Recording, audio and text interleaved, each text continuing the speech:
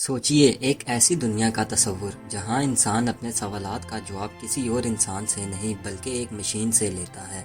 ऐसी मशीन जो आपकी बात को सिर्फ समझती नहीं बल्कि उसका जवाब भी ऐसे देती है जैसे आपके जहन का हिस्सा हो। ये कोई साइंस फिक्शन नहीं बल्कि हमारी आज की हकीकत है।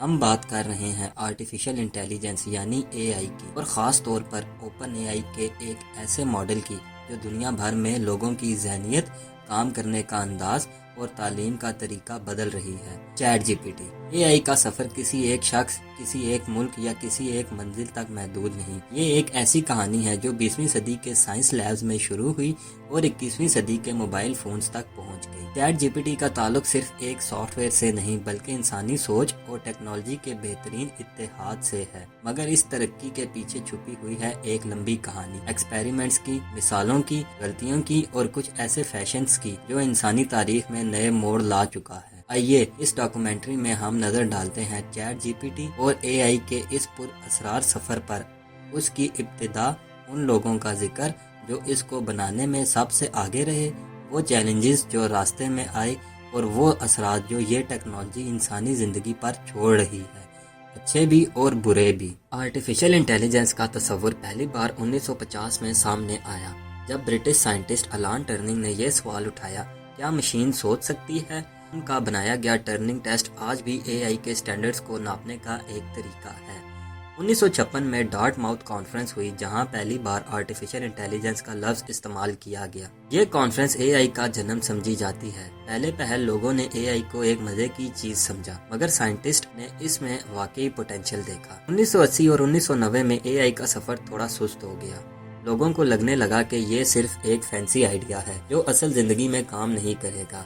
मगर 2000 के बाद जब डाटा ज्यादा होने लगा और कंप्यूटर ज्यादा ताकतवर हो गए तो एआई फिर से वापस आया। गूगल ने अपने सर्च एल्गोरिथम्स में एआई का इस्तेमाल शुरू किया, अमेज़न ने रिकमेंडेशंस में एआई लगाया और फेसबुक ने अपने फीड्स में एआई को यूज करना शुरू किया। 2015 में एक नया दौर शुरू हुआ जब इलॉन मस्क, सैम आल्टमैन और कुछ और साइंटिस्ट ने मिलकर ओपन एआई का आगाज किया। ओपन एआई का मकसद ये था कि एआई को सेफ बनाया जाए और हर शख्स के लिए अवेलेबल किया जाए। ये एक नॉन प्रॉफिट ऑर्गेनाइजेशन थी जो कि एथिकल एआई बनाने पर जोर देती थी।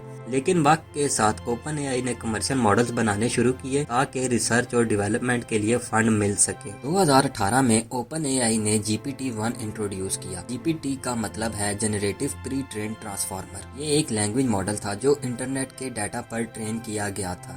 2019 में GPT-2 आया जो और ज्यादा पावरफुल था, लेकिन ओपन एआई ने पहले उसे पब्लिक नहीं किया क्योंकि उनको डर था कि इसका गलत इस्तेमाल ना हो।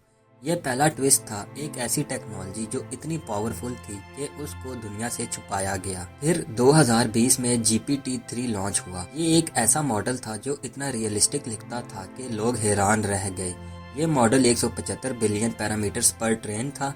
आप उसे कहानी लिखवाते, कोड बनवाते या किसी भी टॉपिक पर तफसील से बात करते, GPT-3 सब करता। इसी दौरान दुनिया ने एआई को सिर्फ टूल नहीं बल्कि एक डिजिटल साथी के तौर पर देखना शुरू किया। चैट जीपीटी जो कि GPT-3 पर मबनी था, नवंबर 2022 में पब्लिक के लिए लॉन्च हुआ। ये एक वेब बेस्ड चैट बॉट था। इसे आप उर्दू, इंग्लिश और किसी भी जबान में बात कर सकते थे। यह मॉडल हर दिन सीखता, बेहतर होता और नए डायमेंशन एक्सप्लोर करता रहा। लोगों ने इसे कस्टमर सर्विस में यूज किया, स्टूडेंट ने होमवर्क में और डेवलपर्स ने अपने कोड लिखने में। 2023 में GPT-4 लॉन्च हुआ और ये और भी एडवांस था। इसमें मल्टी मॉडल कैपेबिलिटीज थी, यानी ये टेक्स्ट के साथ साथ तस्वीरों को भी समझ सकता था। GPT-4 ने लीगल, मेडिकल, एजुकेशनल और क्रिएटिव इंडस्ट्रीज में रेवोल्यूशन ले आया। मगर जहां फायदे थे वहां कुछ नुकसानात भी सामने आए। एआई के बढ़ते हुए इस्तेमाल ने कई सवालात उठाए। क्या ये इंसानी जॉब्स छीन लेगा? क्या लोग असल सोचना बंद कर देंगे जब एआई उनके लिए सब कुछ कर रहा होगा? फेक न्यूज़, डीप फेक्स और एआई जनरेटेड कंटेंट ने मिस इन्फॉर्मेशन का एक नया एरा शुरू कर दिया। 2023 के इलेक्शंस में एआई जनरेटेड वीडियोस और न्यूज़ ने लोगों को कंफ्यूज किया। ये एक बड़ा चैलेंज था। सच और झूठ के दरमियान फर्क करना मुश्किल होता जा रहा था। फिर डाटा प्राइवेसी का मसला सामने आया। चैट जीपीटी जैसे models billions of data points पर ट्रेन होते हैं और लोगों का कंसर्न ये था कि क्या उनका पर्सनल डाटा भी यूज हो रहा है। ओपन एआई ने कहा कि उनका डाटा एनोनिमाइज्ड होता है مگر ڈاؤٹس برقرار رہے۔ اسی دوران اے آئی ایتھکس کا بھی کنسیپٹ ڈیولپ ہوا۔ یہ انشور کرنا ضروری تھا کہ اے آئی بائسڈ نہ ہو یا کسی اسپیسیفک ریس، جینڈر یا آئیڈیالوجی کے خلاف نہ ہو، لیکن بائسز پھر بھی سامنے آتے رہے۔ اے آئی کا انسانی سوسائٹی پر اثر ہر روز بڑھتا گیا۔ سکولز میں چیٹنگ کا نیا طریقہ، جرنلزم میں انسٹنٹ کنٹینٹ جنریشن اور بزنسز میں آٹومیشن، یہ سب اے آئی کے سبب سے ہو رہا تھا۔ اے آئی نے میڈیکل ڈائگنوسس میں بھی مدد دی۔ کینسر اور ریئر ڈیزیزز کی ارلی ڈیٹیکشن کا کام اے آئی سے آسان ہوا۔ کلائمیٹ چینج کی پریڈکشنز اور سولوشنز میں بھی اے آئی کا کردار بھر گیا، لیکن یہ سب صرف تب تک فائدہ مند ہے جب تک انسان اس کا صحیح استعمال کرے۔ آج ہم ایک نئے دور کے داخل ہیں جہاں آرٹیفیشل انٹیلیجنس صرف ایک ٹیکنالوجی نہیں بلکہ ہماری روزمرہ زندگی کا حصہ بن چکی ہے۔ چیٹ جی پی ٹی جیسے ماڈلز نے ثابت کر دیا کہ مشین لرننگ اور اے آئی انسانی پوٹینشیل کو ایکسپینڈ کر سکتے ہیں، لیکن یہ صرف تب تک فائدہ مند ہے جب تک ہم انہیں ذمہ داری سے استعمال کریں۔ اس سفر میں ہم نے دیکھا کہ اے آئی کس طرح سائنس لیب سے نکل کر کلاس رومز، آفیسز اور موبائل ایپس تک پہنچ گیا۔